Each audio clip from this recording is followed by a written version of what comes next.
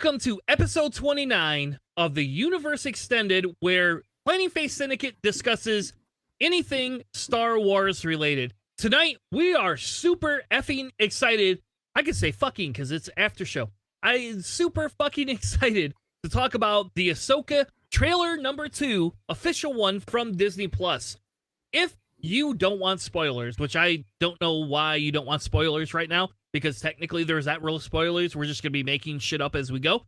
But if you don't want spoilers, jump on out of this episode. But if you know us, that's what our Universe Extended discussions are.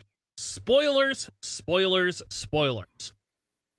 Joining me tonight is JJ, the guy who does not think Thrawn is really that good.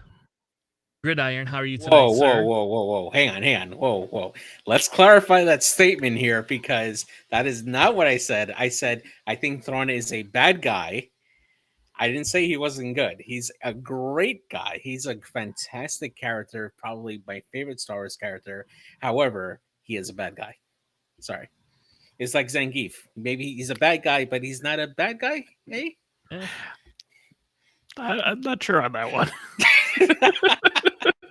Joining us also tonight as a newbie to Universe Extended is Alex, the guy who wants to like Star Wars but thinks Indiana Jones is better.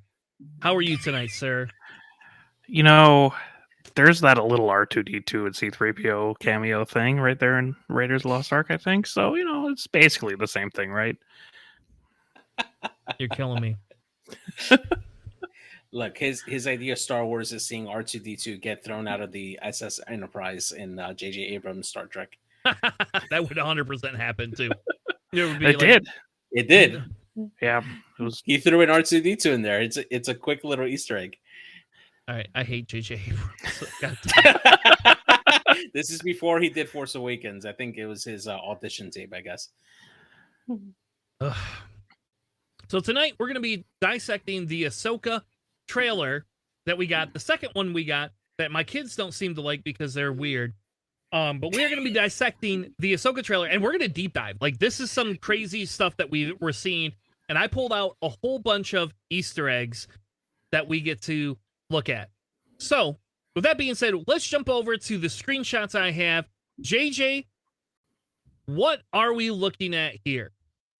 So the first picture that we have here is the picture of what appears to be one of the Mortis gods, which if you have not seen the Clone Wars, I definitely highly suggest that there was actually a small 3-episode arc, if I'm mistaken, in the Clone Wars where Anakin, Obi-Wan, and Ahsoka are taken into this temporary planet where they encounter the father, and he has 2 kids that represent the light and the dark side, and his whole job is to balance the two from overpowering the other.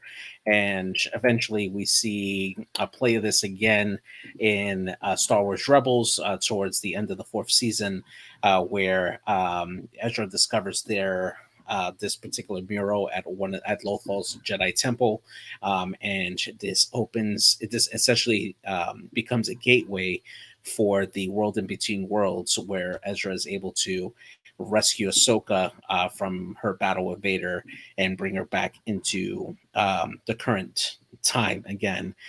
So hopefully we'll see maybe this part of the lore come to life. I'll really be interested to see if they actually manage to bring this into live action. All right. So, okay. All right. So that's you have a million things that we're unpacking here, right? Like a million things. Just from one picture. Yeah, just from one picture. So, are you 100% sure that this is in Rebels and is from the Mother Father? Like, yeah, the Mortis gods. Yeah. Okay. I'm pretty sure, or at least it looks like it. I'm not 1,000% sure that it is, but it's pretty close. It's pretty close. Because I did like some one of research. Those Camino people to me, but I also haven't seen Rebels, so I did some research, and I don't remember seeing that exact picture in Rebels. Yeah, it's very similar. That's what I'm saying. It doesn't quite look exactly like the one that we saw at the end of season 4, but it definitely resembles a hell of a lot of it. So yeah. because it could also I could also see this as being an Ahsoka ancestor. And this looks, if you go back to the Tales of the Jedi and look at some of her ancestors, this, again, not 100% exact, but it does look similar-ish to that. Yeah, I agree. So, I'm not sold that it's the world between worlds, but I'm not 100% unsold that they're not going to introduce some sort of multiversal aspects, because A, it's Disney, B, Marvel did it, and that's like Marvel's big thing right now, and C, it helps solve some of the director consistency issues that they've had. I mean, if you notice, who did they announce to start producing some of the newer movies, right? You know, like with Filoni being part of a lot of these different ventures, they're using it as a kind of a way to start bringing Star Wars lore closer into how they have the Marvel lore. Whether that's good, bad, or indifferent, it is kind of what it feels like they're doing, in my opinion. So that world between worlds we could see things that would really piss a lot of Star Wars fans off. Not Alex, though. Alex would be like, "Oh, hey, this is kind of cool. We get a whole different, like, I get to have a new Force Awakens. We get to get rid of the Force Awakens and all that trilogy. Boom, gone, done." I like the Force Awakens. All right, so do I, but that was it. All right, next one here we have a newer ship, which I believe is very similar to the Asajj ship. Am I correct in that, JJ? So, actually, this kind of feels like an old Jedi counselor ship almost, that we see like in the Republic, and we see it, I believe, in Episode 1. And I know that this is the particular ship that we see at the end of Rebels, where Ahsoka meets with Sabine, and they go to try to find Ezra, and that's where we leave off there. So we know that's definitely Ahsoka's ship on there. Do you think this is a fighting class, like a fighter type vessel, or is it like a transport more than anything? Nope, this is a fighter based on what we see later in the trailer. Do you think that we'll possibly see this come, and back to X-Wing talk? Do you think that we'll possibly see this come back in X-Wing for the Republic and for Rebels? I hope so. Right? Like, yeah, I can't imagine not having the ship. The ship looks awesome. I'm sorry, like this ship. Can you imagine if we can like rotate the wings on it too? Yeah. I mean, Alex, tell me you don't want this. It does look cool. Rebels do need a new ship. That's always fun. Yeah. Rebels won't get this one, though. I mean, it's during the Rebellion era, technically. So, I mean, it has to be Rebels. No, it's not. This is not during the Rebellion era that you see the ship. Yeah, and hello, this is after Battle of Endor, where that shows up. No, this shows up way back, like in the Republic days too. Oh no! I'm talking about this specific instance of us seeing. This is during season 3 of The Mandalorian when you see this. This is taking place at the same time season 3 is. Yes, which is post Battle of Endor. Yes, but farther than that. Like, we're talking closer to Resistance time. This is between Rebels and Resistance. It's going to be a further discussion that we have tonight, I think. Just put it in Scum. That's what they're going to do. Scum is timeless. Put it in Scum. Yeah, why not? You know what Scum needs? More large base ships with 2 die guns. With Force. There you go. But yes, I'm 100% excited to see this. This is like off the charts. I'm very excited for this. Right, next one I skipped ahead a little bit, and we're gonna I kind of do that throughout there, because some of the pictures don't fit together. But what this is officially, they've kind of dubbed Rebels Season 5, even though it's not Rebels Season 5, it is Rebels Season 5. And this, the picture behind Sabine, and I hope to God we get a poster of this, because I will buy that poster in a heartbeat. Like, that will be the first thing I buy and hang on the wall behind. Like, it can replace my pirate ship poster for all I care. But this is the original drawings that they brought back with the 2D imaging from Rebels. Yes. That's crazy, right? Yeah. It's awesome that they brought out that particular mural from the ending of Rebels, and it's just great to see that that that really important image, just showing like the picking off the story right where it left off at the end of Rebels. It's really great. What's that white thing? The Loth the cat. it's a Lothcat. Yep. It's a animal native to Lothal, where the majority of Rebels took place. The show. Ah, that's why they had Lothal Rebels as like their generic pilot. That makes sense. Yeah. Yeah. Now, the next scene, I wish Nick Sperry was here for, because I'm telling you, we have an official sighting of something that has only been an extended ever. Yes. We It's an finally E-wing. we It finally get the briefly E-wing. showed up in a Poe comic, actually. There was a E-wing Yeah. sighting somewhere in the Poe comics. Yeah, but to see it now come out in live action, like I think this is huge, right? Just seeing that, we get we see a new ship for the new era of the New Republic / Rebellion, come out there for you, and I bet you that they will play it that Harrison Dula also had a hand in creating the E-wing. And the reason I say that is because we know through the storyline through Star Wars Rebels, after the Battle of Endor, Hera jumped into the ship development phase where she helped create the Starhawk, which is a massive capital ship that basically helped take down the one of the Star Destroyers that was over the Battle of Jakku. I think that her designing a fighter, to essentially counter Thrawn's TIE Defender project, will make sense for this particular story.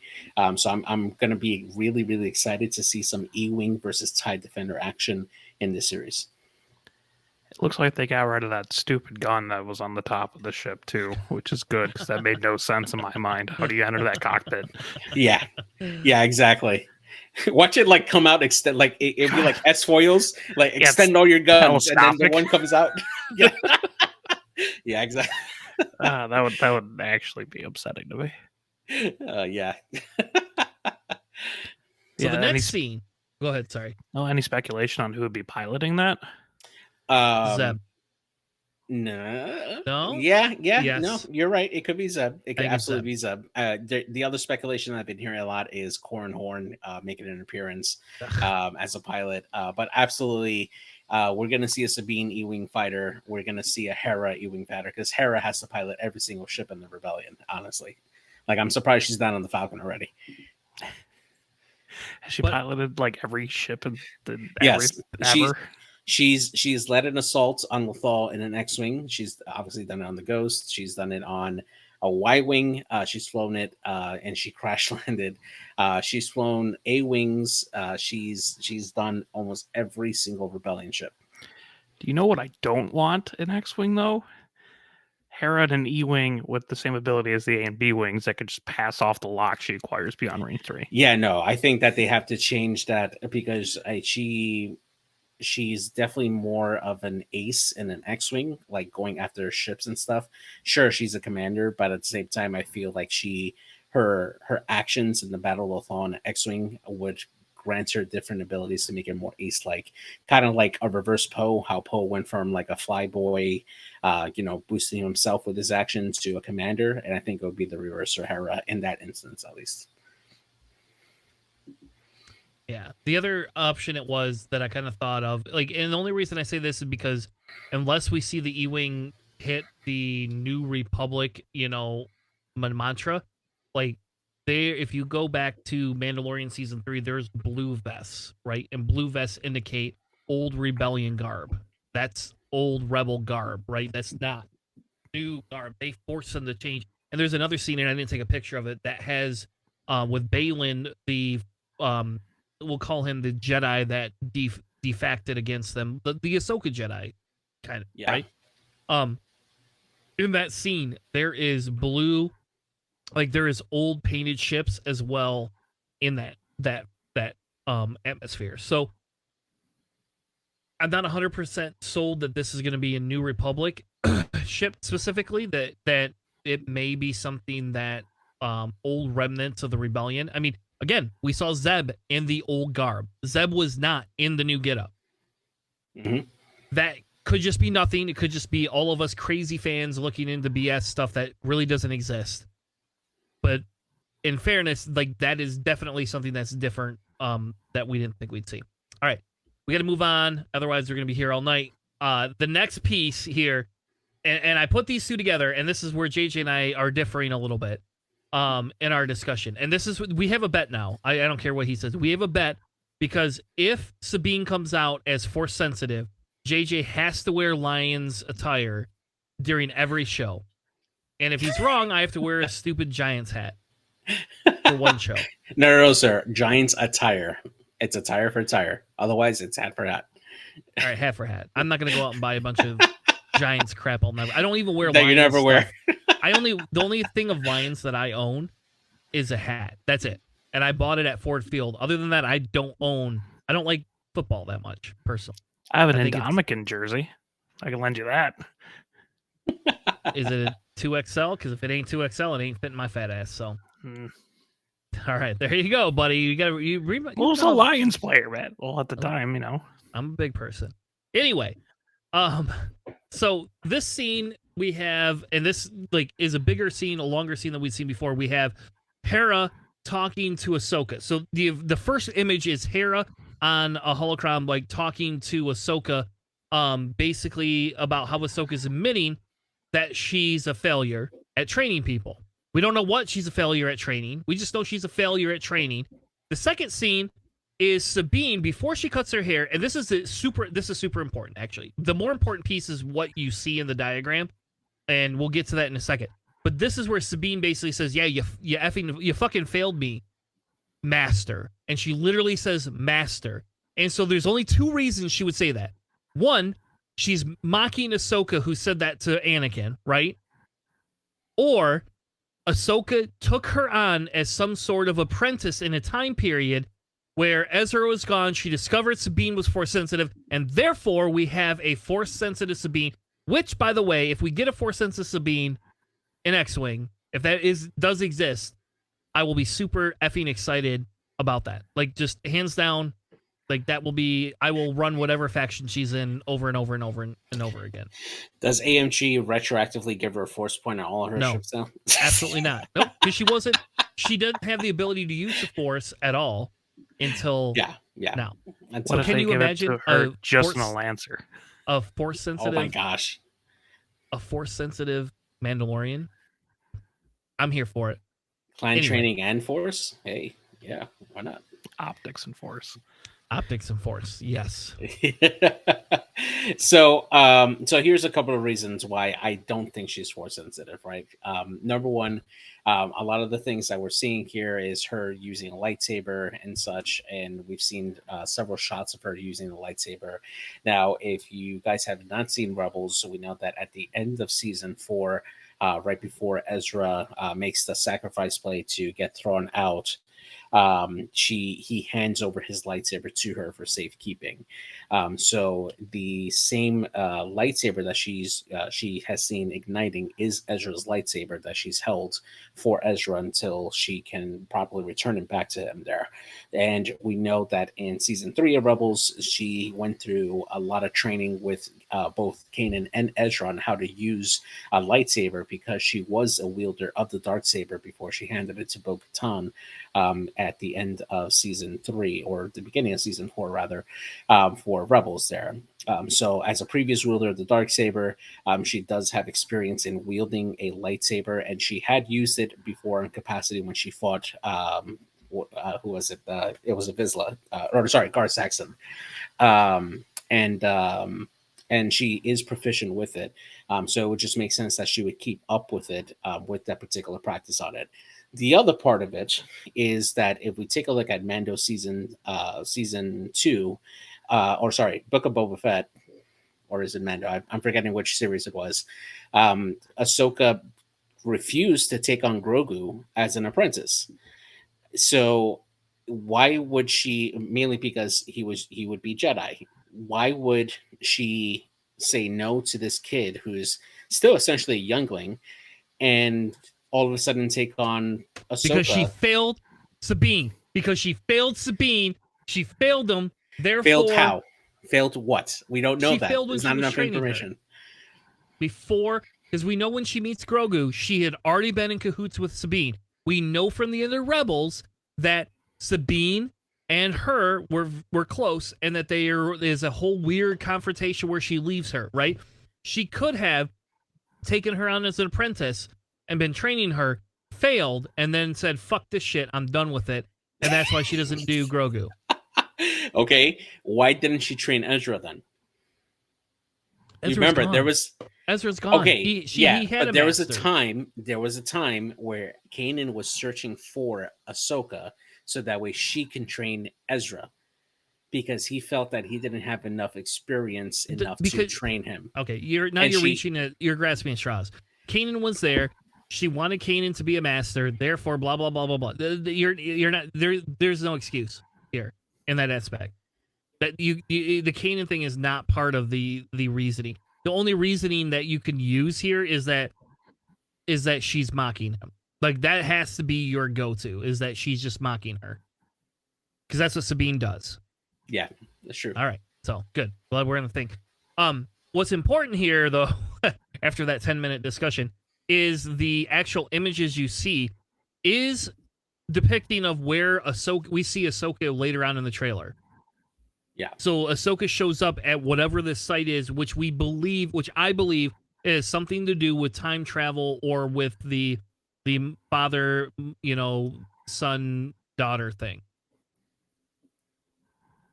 Yeah, I think so. I think that's where, in the original trailer that we saw Ahsoka in, where she ends up fighting, I guess those orange Jedi or orange Force users, because it has those same really tall towers there.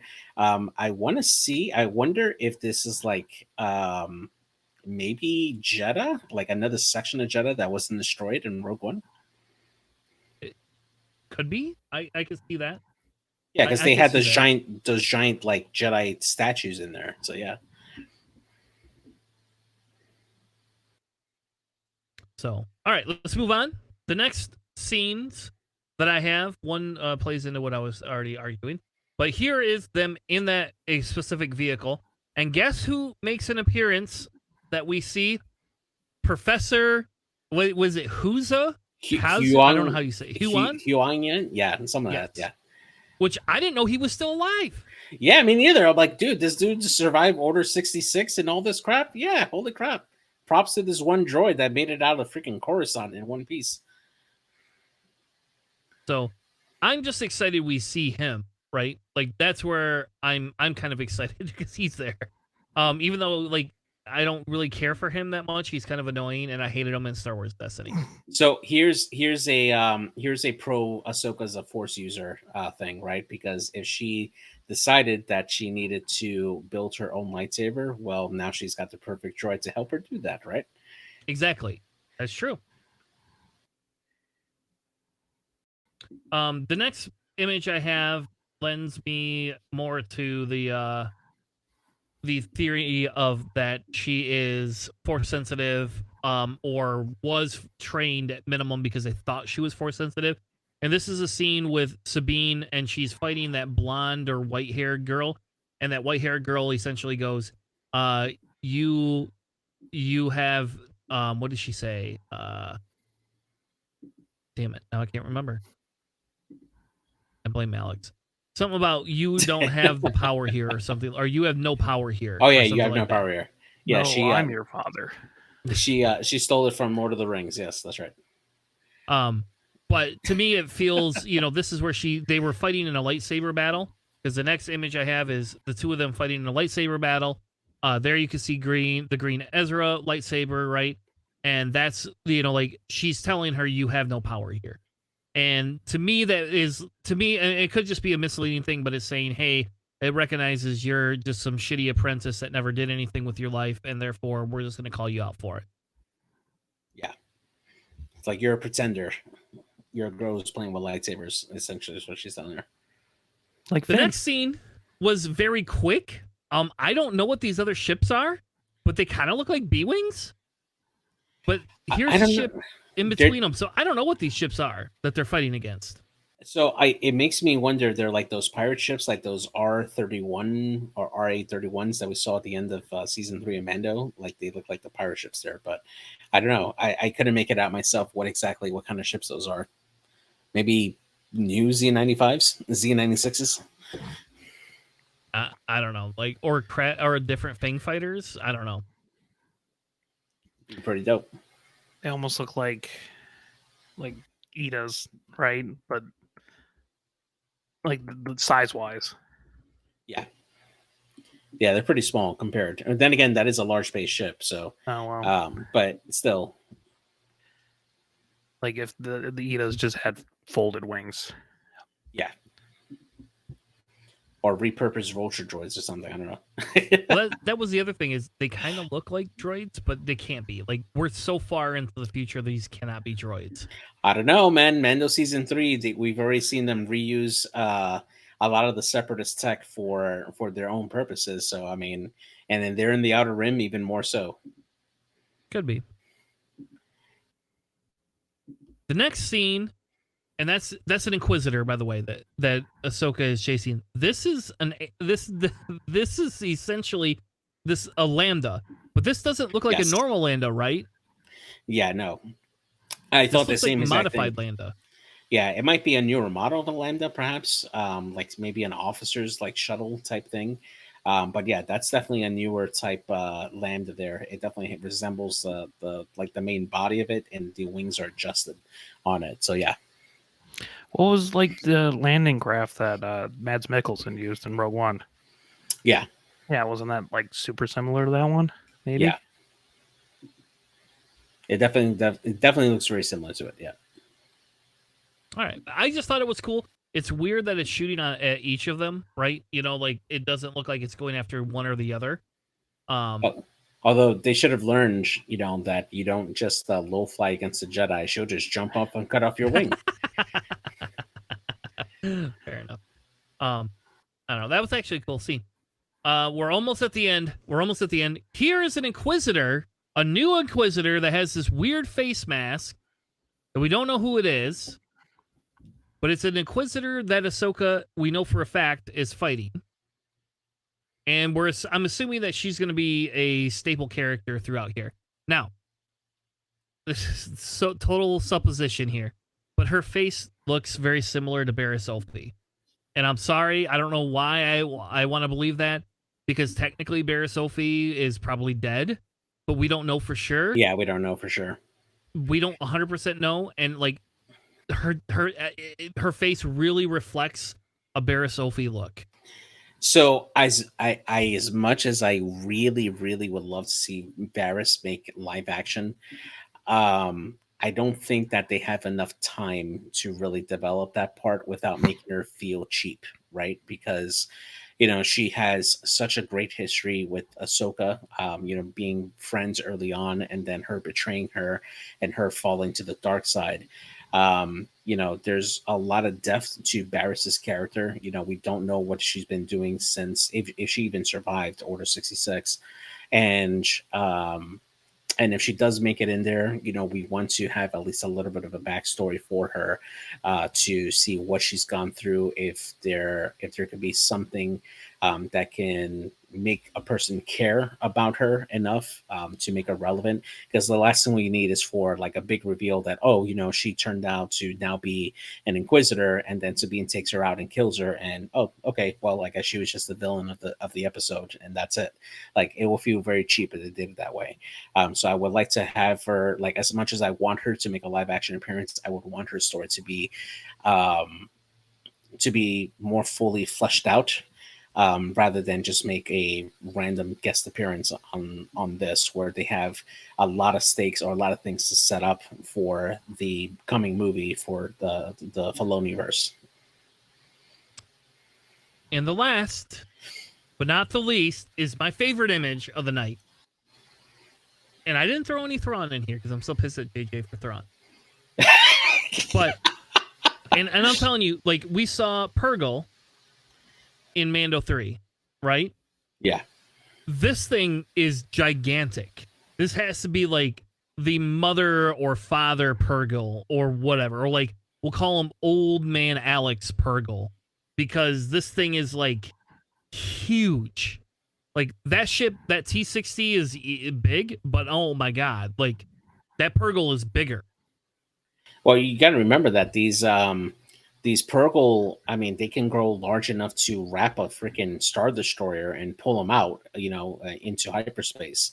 So, seeing them that big of a size, I mean, it's huge. I mean, they even made the Ghost look small.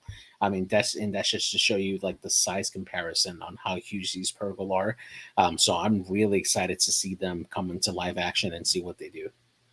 Yeah, I almost feel like we need like a 3 a.m. like watch like party or something, because like whenever this Purgle shows up, I'm sorry, like Rebels has, like, Clone Wars was amazing, right? But Rebels has my heart. Like Rebels, just hands down, is one of my absolute all-time favorite Star Wars content ever, other than the Thrawn, newer Thrawn series. But Rebels is just like hands down a very well written show for the majority of the time, and these Purgle like are going to bring all of these feelings and thoughts and stuff like that back into the conversation. Yeah. Oh, that's the thing that Ahab fights on the card. Yes. That he's shooting. Yes. Yeah. Yes. Absolutely. Yes. Yeah. And interesting enough, the Mining Guild type was first introduced at the same time as the Purgle as well in that episode. I guess that's appropriate. Yeah. All right. I'm excited as much as I do not want Thrawn to be the bad guy. And I'll shout out Desi thinks the series is going to be Rebels versus Thrawn versus the Grisk. And if you don't know who the Grisk are, you should definitely read up on some of your Thrawn stuff here. And all I know is that they continue to use these Hair of the Empire garbage from the original Thrawn trilogy. And don't get me wrong, I like the original Thrawn trilogy. The new one's just a million times better. Like it's so much better written, hands down. But I'm excited because we're gonna get live action Thrawn, which means maybe someday I'll get an actual Star Wars card with Thrawn in it. Like, give me Thrawn Defender or something. I don't know. Give me Thrawn something. Well, I mean, I will run him. The new Battle of Andor pack that's coming out. I mean, they're gonna have Chiss Engineering TIE Defenders on there. So, I mean, hell, that's gonna be really great to see, man. I might have to buy. I was gonna sell my Empire, but now I'm gonna have to keep them just so I can play them. Yeah, because you know me. Yeah. The second they revealed Chiss Engineering as the chassis ability, I'm like, yep, that's an instant buy for Chris. Tanner doesn't even need it, but he's gonna buy it anyway. Yeah. All right. Well, that was our discussion on the Ahsoka 2 trailer, or second trailer. I don't know, whatever you want to call it. I'm excited. I'm very excited for the show. We will definitely be doing our analysis of this every week when it comes out. And I don't care if JJ can't join that week. It's just going to be me, unless Alex wants to join me. I'm going to 100% have a conversation every week about that, because Thrawn is my absolute favorite character in Star Wars, just hands down. But I am excited to see Rebels make an appearance again. If we get some good Chopper action, where we get Chopper doing his voiceover, I will be very excited, because technically I think Chopper kills more people than almost everybody. Yeah, in Star Wars, he right? He has more kills than Vader right now. Yep. Yeah. But does he have more kills on R2D2? I think so. Yes. Yeah. Yep. Rough. He soloed a Star Destroyer on his own. R2D2 blew up a factory of droids. Yeah, but that's droids. We're talking about living people, organics. Oh, I'm sorry. I was being inclusive. I mean, he's also killed a bunch of droids in the process, but yes, yeah. All right. Well, thank you all for joining our Universe Extended. If you don't know who we are Planning Phase Syndicate. We run a Star Wars Miniatures X-Wing podcast every Sunday night at 2100 Eastern hours. If you would like to join us each time that we play because, and I'm telling you, Star Wars X-Wing Miniatures is a very fun game. Otherwise, be on the lookout for other Universe Extended episodes where we cover all of the Star Wars universe in its glory in whatever TV programming, book programming, or movie programming comes out. Thank you. Have a good night, and we will see you on the Flippity Flop. Have a good night.